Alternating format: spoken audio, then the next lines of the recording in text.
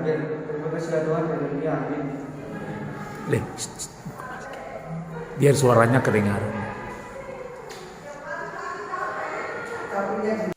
Area.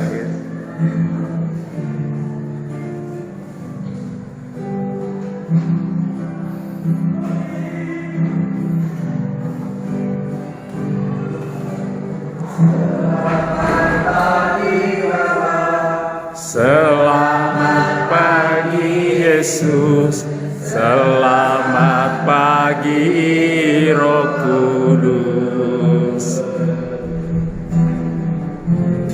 Kasih atas anugerah-Mu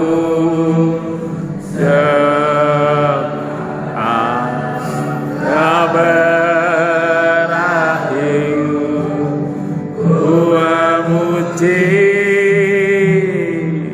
bersyukur memuliakan nama-Mu. Bapa, Roh Kudus, terima kasih.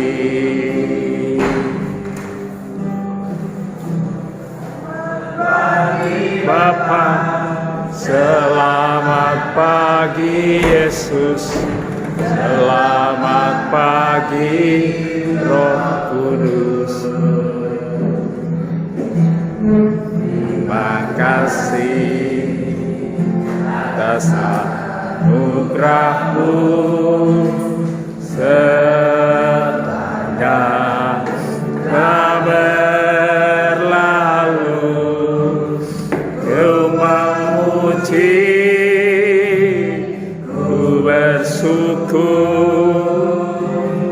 memuliakan nama-Mu.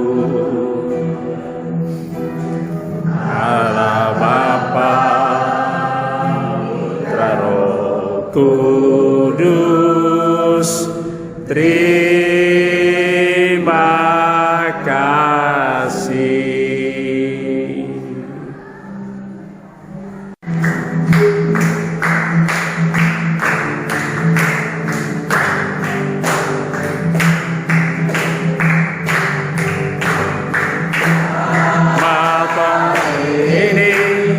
Rasa bahagia berkumpul bersama saudara seiman.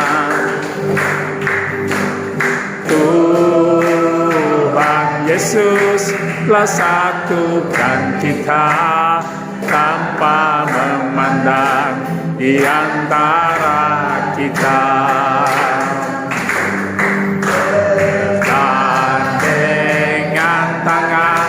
Dalam kasih, dalam satu hati, berjalan dalam terang kasih Tuhan.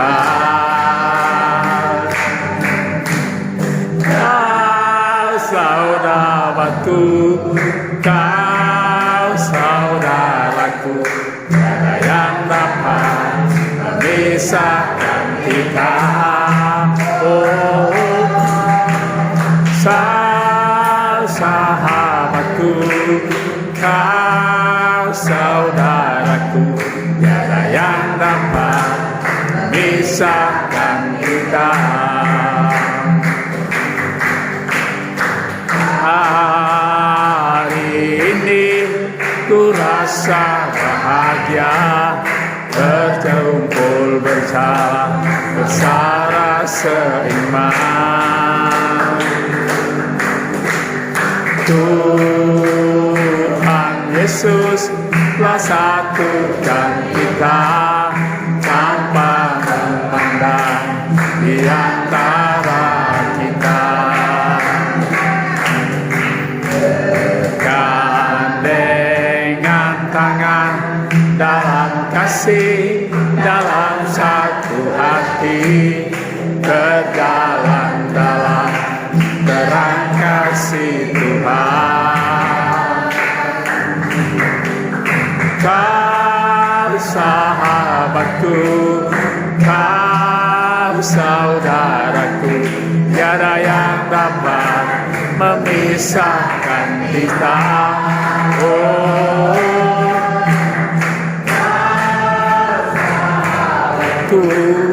kau saudaraku, tiada yang dapat memisahkan kita.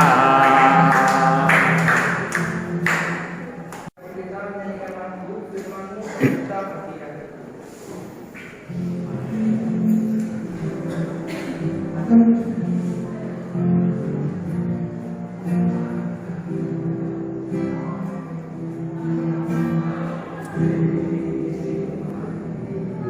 Pelita bagi kakiku, terang bagi jalanku. Firman-Mu pelita bagi kakiku, terang bagi jalanku.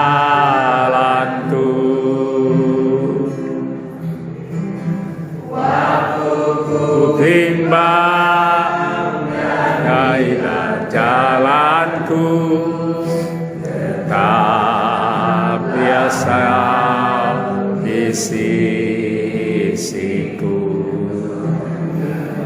Tentu takut kau dekatku, saya tahu selamanya.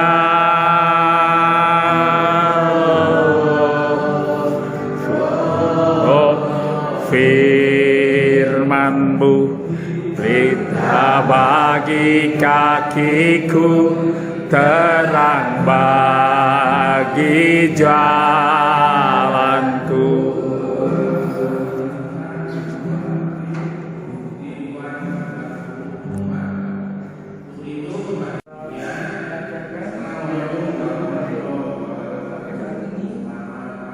Dan Kau berkatilah Pak Emar yang akan menyampaikan firman Tuhan, dan berkatilah teman-teman kami yang akan mendengarkan sampai akhir acara. Terima kasih ya Tuhan. Doa yang Tuhan sempurna ini kami haluskan nama atas nama Tuhan kami Yesus Kristus Haleluya. Itulah aku hari-hari muda. Ya, lain kali harus lebih semangat. Yang satu mengira karena malu, malu, kepalanya sendiri pemalu ya. Listo. Ganteng-ganteng kok malu Oke, salam. Halo, Puji nama Tuhan. Sehat semuanya? sehat. Lagi musim pilek sama dulu ya. Ya. Ini kita yang agak-agak sakit, semoga selalu sehat dan sembuh. Pagi hari ini, mari kita membuka Alkitab di dalam kitab 1 Yohanes pasal 2 ayat 1 sampai ke 6. Kitab 1 Yohanes perjanjian baru.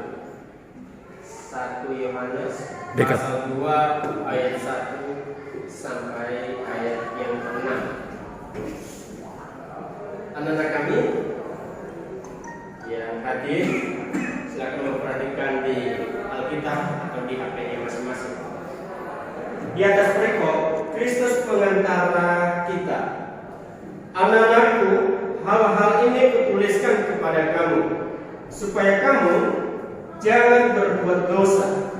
Namun, jika seorang berbuat dosa, kita mempunyai seorang pengantara pada Bapa, yaitu Yesus Kristus yang adil. Dan Ia adalah penamaian untuk segala dosa kita, dan bukan untuk dosa kita saja, tetapi juga untuk dosa seluruh dunia. Dan inilah tandanya bahwa kita mengenal Allah, yaitu jikalau kita menuruti perintah-perintahnya. Barang siapa berkata, aku mengenal Dia, tetapi ia tidak menuruti perintahnya, ia adalah seorang pendusta, dan di dalamnya tidak ada kebenaran. Tetapi barang siapa menuruti firman-Nya, di dalam orang itu sungguh sudah sempurna kasih Allah. Dengan itulah kita ketahui bahwa kita ada di dalam Dia. Ayat 6, Barang siapa mengatakan bahwa ia ada di dalam Dia, ia wajib hidup sama seperti Kristus telah hidup. Amin. Yang jauh pembacaan ini. Amin. Yang masih berbuka di dalam 1 Yohanes pasal 2 ayat 1 sampai 6. Anak-anakku sekalian yang kami kasih dalam Kristus Yesus, Kristus yang menjadi jalan, yang menjadi pengantara, yang menjadi penolong, yang menjadi kaki tangan antara kita dengan Allah Bapa. Kehidupan manusia yang tidak pernah luput dari dosa, kesalahan, kesilapan, yang hampir setiap detik disengaja ataupun tidak telah melakukan dosa atau perbuatan keji atau perbuatan yang tidak berkenan di hadapan Tuhan. Itu disengaja, direncanakan atau tidak, kadang-kadang omongan, pembicaraan kita menggosipi orang lain, melakukan sesuatu yang tidak benar di hadapan Tuhan, atau berkehendak menurut sifat dan karakter manusia. Dengan sifat ini adalah menandakan kita masih manusia yang manusiawi, bukan manusia yang rohaniawi atau yang sudah dijamah, yang sudah ditebus, yang sudah dikuduskan oleh Tuhan. Oleh karena perbuatan dosa manusia itu, maka Kristus hadir menjadi pengantara, menjadi orang yang akan menyambut kita. Karena keberdosaan kita tadi, kita telah diputus dari hubungan kasih Allah kepada kita. Dia akan menjadi penolong yang menggandeng tangan kita. Kalau di dalam ayat 1 dikatakan, anak-anakku, hal-hal ini kutuliskan kepada kamu, supaya kamu jangan berbuat dosa.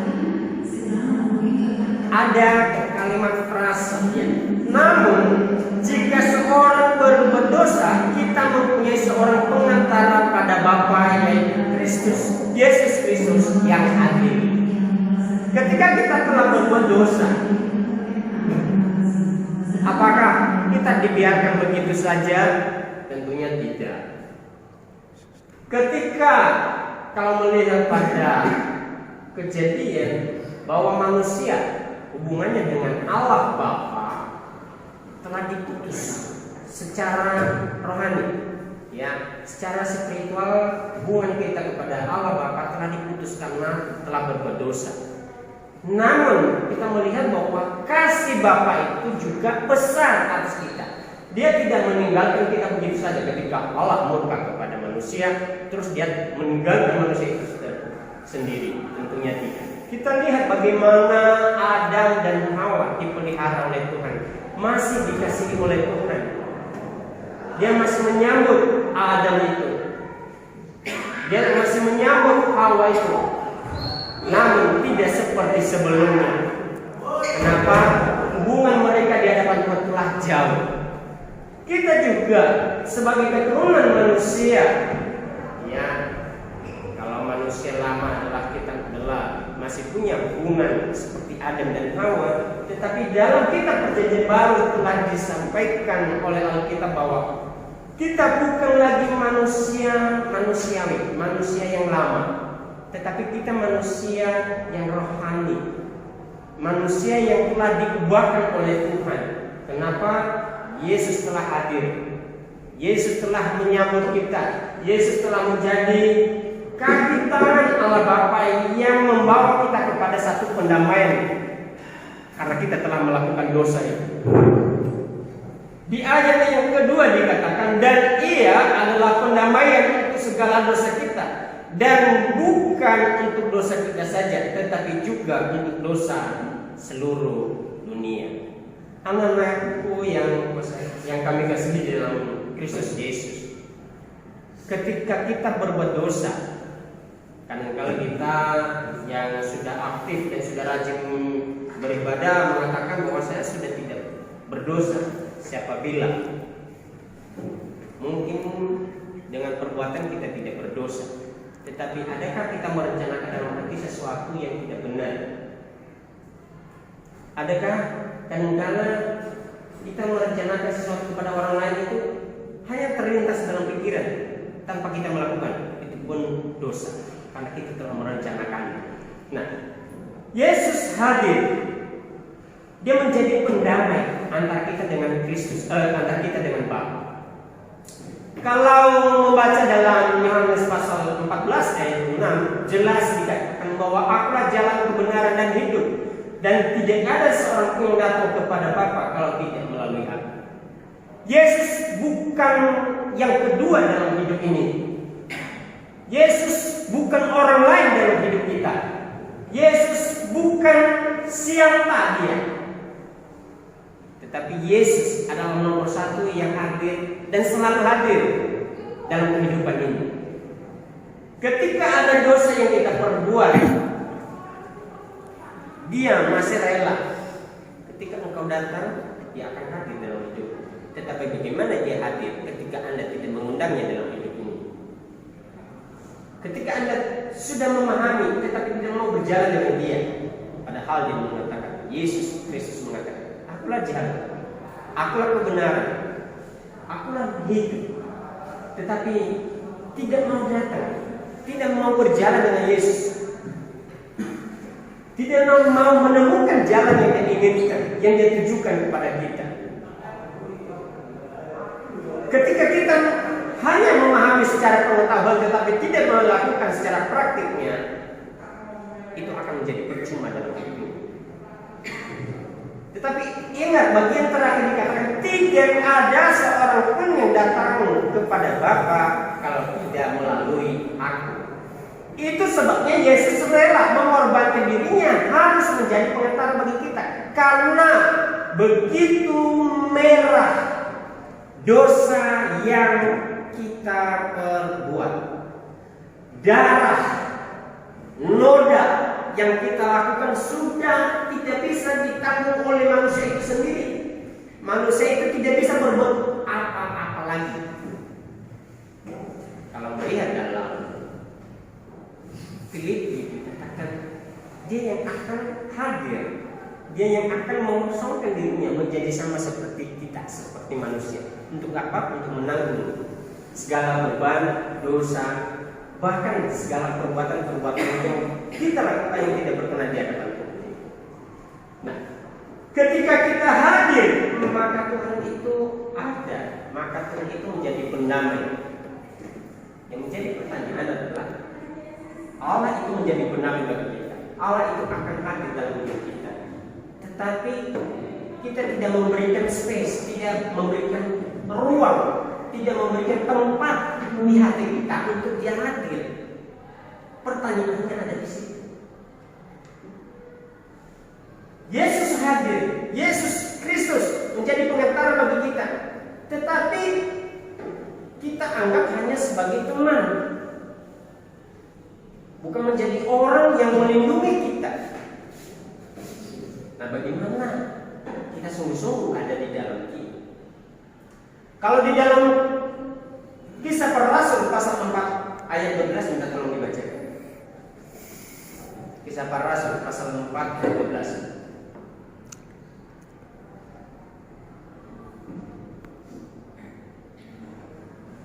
Leslie, mungkin.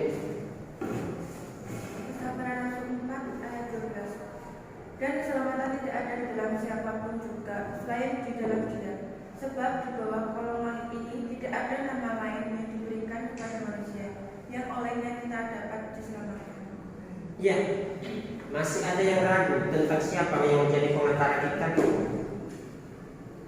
Masih ada yang ragu dan yang ingin mencari siapa yang bisa menjadi pengantara Dia untuk menghubungkan kita, kasih kita kepada Bapa. Ada yang ingin mencari lagi. Saya mau ingin ditebus dosa saya terbalik, tetapi saya mau mencari siapa yang bisa. Manusia tidak bisa. Dan alat berhala yang disembah oleh orang-orang di luar sana tidak bisa juga menyelamatkan mereka, karena ini dah Kisah Para Rasul pasal 4 ayat 12 tadi. Di bawah kolong langit ini tidak ada nama lain selain nama Yesus. Yesus tidak sekedar hadir menjadi pengantara bagi kita pagi hari ini dan menyambut kita setiap hari, memberikan kita nafas setiap hari, masih memberikan kesempatan untuk kita hidup setiap hari. Bukan sekedar hadir, tetapi memang benar-benar menjamin hidup kita, asalkan kita hidup di dalam Dia. Coba perhatikan di ayat yang ketiga. Dan inilah tandanya bahwa kita mengenal Allah, yaitu jikalau kita menuruti perintah-perintahnya. Barang siapa berkata, aku mengenal Dia, tetapi ia tidak menuruti perintahnya, ia adalah seorang pendusta, dan di dalamnya tidak ada kebenaran. Jika anak-anak kami yang dikasihi dalam Kristus Yesus menggunakan label sebagai pengikut Kristus, sebagai orang Kristen, tetapi lebih banyak berkomunikasi hal yang buruk yang bersifat negatif, lebih banyak melakukan perbuatan yang melawan Tuhan, yang melawan manusia, mengamuk, marah, sombong, apalagi tidak peduli pada sesama, apalagi melakukan di dalam kitab Efesus dikatakan menuruti hawa nafsunya. Nah, hati-hati. Ini dikatakan bagaimana kita mengenal Dia. Karena tandanya ketika kita mengenal Dia, kita harus menuruti firman-Nya. Kalau sudah menuruti firman-Nya, maka segala perbuatan, segala perilaku, segala kehidupan yang lama kita harus ubahkan menjadi hidup yang baru, seperti yang dikatakan dalam kitab Efesus.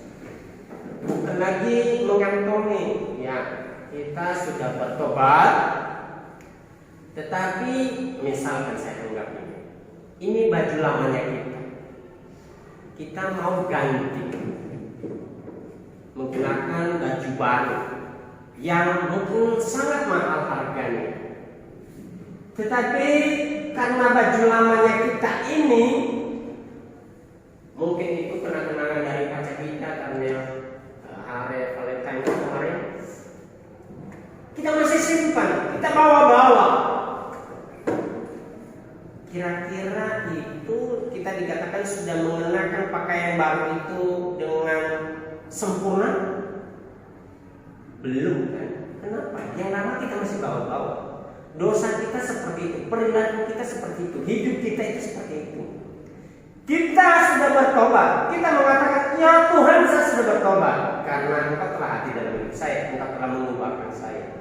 Tetapi sifat, karakter, omongan, perbuatan kita yang lama, kita masih gendong, masih ada dalam pikiran kita. Padahal dalam firman pun, kalau kita sudah mengikuti Tuhan, kalau kita sudah ditebus karena Yesus telah menjadi pendamai, penghapus dosa kita, kita harus menuruti firman-Nya. Menuruti firman-Nya, maka kita harus memahami benar-benar apa yang harus kita kerjakan. Menuruti firman-Nya adalah kita harus menanggalkan segala perbuatan kegeraman, amarah, ketidak baik atau ketidakpedulian terhadap orang lain, apalagi dosa-dosa yang bersifat siapa saya? Aku yang paling hebat. Kita harus tinggalkan itu. Tetapi di dalam Galatia yang pasal 5 ayat 22 dan 23 itu yang harus kita tumbuhkan dalam hati ini. Kita harus tanamkan rasa kasih, rasa damai. Apalagi bagian terakhir dikatakan kita harus mampu menguasai diri ini, menguasai diri, pengendalian, penguasaan diri. Itu tanda-tanda kalau kita sudah menuruti firman-Nya. Dan kalau kita sudah melakukan itu, firman Tuhan mengatakan di ayat 5 dan ayat 6 dikatakan, tetapi barang siapa menuruti firman-Nya, di dalam orang itu sungguh sudah sempurna kasih Allah.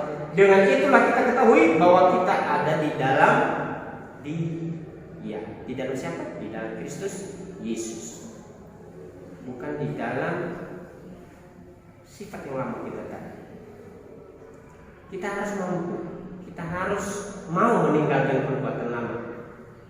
Kalau tidak, bagaimana dia akan hadir dan bagaimana kita dijamin ada di dalam dia. Firman Tuhan mencatat ketika kita sungguh-sungguh menuruti firman-Nya. Firman-Nya adalah ini, kebenaran firman Tuhan. Alkitab baik di HP, Alkitab yang manual ya, books yang kita bawa setiap hari, ya mungkin setiap minggu saja, itu perintah-perintah Taurat Tuhan. Kalau kita sudah menuruti itu, kita dikatakan sungguh sempurna kasih Allah dalam hidup ini. Dan dikatakan bukan hanya itu saja, tetapi dikatakan kita ada di dalam Dia, bukan Pak Emre yang menjamin, tetapi firman Tuhan yang mencatat. Di ayat 6 dikatakan barang siapa mengatakan bahwa ia ada di dalam Dia, ia wajib hidup sama seperti Kristus telah hidup. Ada satu keharusan. Tidak ada kata ya atau tidak, tetapi harus. Tidak ada pilihan.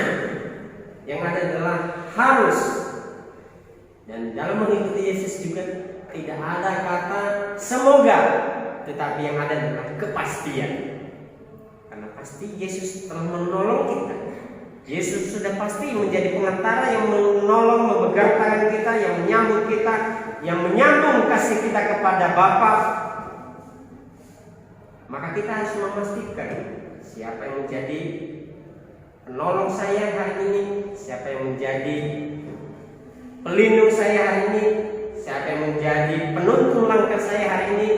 Dan kita harus memastikan siapa yang saya percaya hari ini. Saya memiliki percaya pada pacar, memilih lebih dekat kepada orang tua, memilih lebih dekat kepada sekumpulan orang-orang yang saya cintai, atau memilih lebih cinta kepada Tuhan. Ketika kita memilih itu, maka sia-sialah kebenaran yang kita pahami selama ini. Padahal kebenaran itu hanya sungguh ada di dalam Yesus. Bahkan di dalam Yohanes pasal 15 juga lebih ditekankan lagi, ketika kita telah hidup di dalam Dia, kita harus memastikan benar-benar kita tinggal, benar-benar tinggal, bukan nyantol, benar-benar tinggal diam di dalam Yesus Kristus. Anak-anakku yang kukasihi dalam nama Tuhan Yesus Kristus, firman Tuhan pagi hari ini, seberapa jauh kita memahami, seberapa jauh kita menerimanya. Apakah hidup kita selama ini lebih banyak memilih gak apa-apa, masih ada waktu untuk lain hari, untuk saya lebih percaya kepada Yesus, kan masih ada tahun depan, saya ketemu Natal, saya pasti di situ lebih bahagia dan merayakan kelahiran Yesus. Nanti bulan April ada Jumat Agung dan Paskah, pasti Tuhan menanggung dosa saya di situ. Apakah kita harus menunggu momen itu, atau memulai dari detik ini dan bahkan setiap harinya kita mulai mengikis, menghapus segala apa yang di pikiran kita, segala perbuatan jahat itu, segala kesia-siaan yang membuat kehidupan kita tidak benar di hadapan Tuhan. Kita harus ubah, kita harus tanggalkan, karena itu merugikan diri kita. Segala kefasikan, keburukan kita akan membuat kita semakin jauh dari kasih Kristus. Dan saya rasa ketika kita tidak menghadirkan Kristus tadi, bagaimana Dia akan hadir dalam hidup kita. Sekali lagi, berikan kesempatan untuk Tuhan selalu hadir dalam hidup ini. Jangan keraskan hati. Ya, hanya anak-anak Tuhan yang hari ini mengatakan saya cinta Tuhan, tetapi tidak melakukan firman Tuhan. Apakah itu sudah benar? Saya tidak mengatakan itu benar atau tidak salah, tetapi biarlah itu dipahami sendiri. Saya seringkali kalau di kelas ini saya singgung, ya khususnya mereka yang baru datang, yang baru bergabung dengan kita.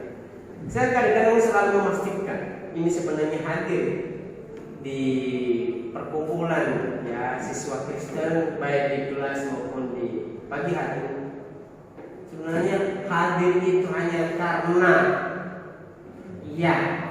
karena ada teman, mungkin itu yang pertama. Yang kedua, mungkin karena merasa nyaman saja, atau karena ingin bertemu dengan kasih Kristus. Orang yang hanya ingin karena saya nyaman menjadi orang Kristen, di sana saya lebih dapatkan banyak kasih, meskipun di sana orangnya di mesoid tetapi tidak melawan, meskipun orang yang sana disenggol tetapi masih mengelus hati, sabar. Saya masih dapat perlindungan di sana karena orang Kristen itu kasih. Apa karena itu? Atau siswa-siswi Kristen itu ada yang cantik-cantik, ada yang ganteng-ganteng. Saya di sana. Atau seperti itu. Kalau itu yang ada dalam benak pikiran kita, salah di hadapan kita. Menurut manusia aja salah, karena kita merencanakan sesuatu yang tidak benar. Tetapi kalau yang kita pikirkan, saya menjadi seorang Kristen karena Yesus telah hadir menjadi pendamai, menjadi penolong, menjadi pengantara yang menghapus segala dosa, kesalahan, dan yang mengubahkan hidup saya, memeteraikan hidup saya menjadi hidup yang baru. Saya sungguh percaya Yesus Kristus itu tidak ada yang lain itu baru, itu benar. Berarti kita telah melakukan itu dan dikatakan sungguh sudah sempurna kasih Allah dalam hidup ini. Karena kita melakukan, kita menurutinya, bukan karena embel-embel sesuatu yang tidak benar.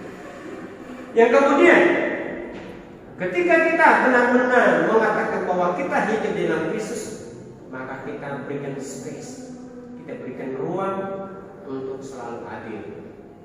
Tuhan, hari ini saya tidak mampu menjalani hidup saya, tetapi kiranya Tuhan kasih-Mu hadir dalam hidup saya, menolong saya, memimpin hidup saya. Apalagi kelas 12, sebentar lagi ujian. Minta pertolongan Tuhan, Dia akan menjadi penolong yang menggandeng kita. Ada bahasa Jawa yang menggandoli, gandol Gusti, ada lagi gandol Gusti, ada kan? Ada. Saya suka lagi gandol Gusti. Hanya Yesus, hanya Kristus yang selalu menggandol, memegang tangan kita, memegang erat seperti tali yang menalihkan kita, dia nggak mau lepas lagi. Tetapi kalau sengaja kita mau lepas, sudah. Apalagi yang Tuhan lakukan dalam hidup kita. Pak Sony selalu mengatakan, kalau kita sudah meninggalkan Tuhan, kita ingin menyerah begitu saja, sudah. Kita kemana? Pak Sony mengatakan, sudah menjelaskan dalam Alkitab, yang kita dapatkan adalah neraka. Yang kita dapatkan adalah kesia-siaan hidup. Tetapi kalau kita gandol Gusti, kalau kita mau menemui, mau mencari kasih Kristus, Tuhan sudah janjikan kan, kalau kita tinggal di dalam Dia akan beserta dengan kita. Dia yang akan menuntun kita, Dia yang akan membuka, Dia menjadi kunci. Akulah jalan, akulah kebenaran, akulah hidup. Kunci keselamatan kita hanya ada pada Yesus Kristus yang menjadi pengantara saya, Bapak Ibu, saya Pak Sony, Bu Yo, dan anak-anak kami semuanya. Kiranya firman Tuhan ini yang pagi ini kita dengar, bukan hanya kita terima dari telinga kanan keluar ke telinga kiri, dari telinga kiri keluar telinga kanan. Tetapi biar firman ini kita terima seutuhnya, kita cermat, kita pahami, kita renungi, menjadi bagian dalam hidup kita yang akan mengantar, yang akan memegang tangan kita sampai di akhir kehidupan kita nanti. Puji nama Tuhan. Terima kasih buat firman Tuhan pagi hari ini. Kiranya boleh memberkati kita semuanya. Mari kita berdoa untuk firman Tuhan. Terpuji Engkau Tuhan Allah kami manusia yang berdosa. Kami manusia yang tidak pernah luput dari kesilapan, baik itu kata kami, sikap hati, karakter, segala perbuatan jahat kami yang tidak berkenan di hadapan. Kami manusia yang telah melakukan banyak dosa. Kami tidak mampu untuk kami bertemu dengan Engkau Bapa. Tetapi karena Kristus hadir menjadi pengantar bagi kami, saat ini kami yakin hidup kami telah diubahkan. Hidup kami telah dijamah oleh Tuhan. Hidup kami mendapatkan janji keselamatan. Karena di luar daripada Kristus Yesus tidak ada keselamatan. Bahkan di bawah kolong langit ini, seluruh dunia ini tidak ada yang menjamin keselamatan kami selain hanya Yesus dan nama Yesus yang menjamin keselamatan ini. Engkau Kristus yang hadir dalam hidup kami menjadi kunci, yang menjadi jalan, yang menjadi kebenaran, yang menjadi penolong hidup kami. Kami percaya Engkau Tuhan, kami meyakini Engkau Yesus, penolong satu-satunya, tidak ada yang lain. Berkati anak-anaknya, baik kelas 10, kelas 11, kelas 12. Berkati juga Bu Yohana dan kelas Mudi yang hadir dalam ruangan. Berkati kami semuanya. Dan kiranya firman Tuhan yang sudah kami terima ini boleh bertumbuh subur dalam hati kami dan boleh kami renungkan dalam hidup kami sepanjang hayat. Terpuji Engkau Tuhan Allah kami menerima sepenuhnya ada di dalam nama Tuhan Yesus Kristus. Amin.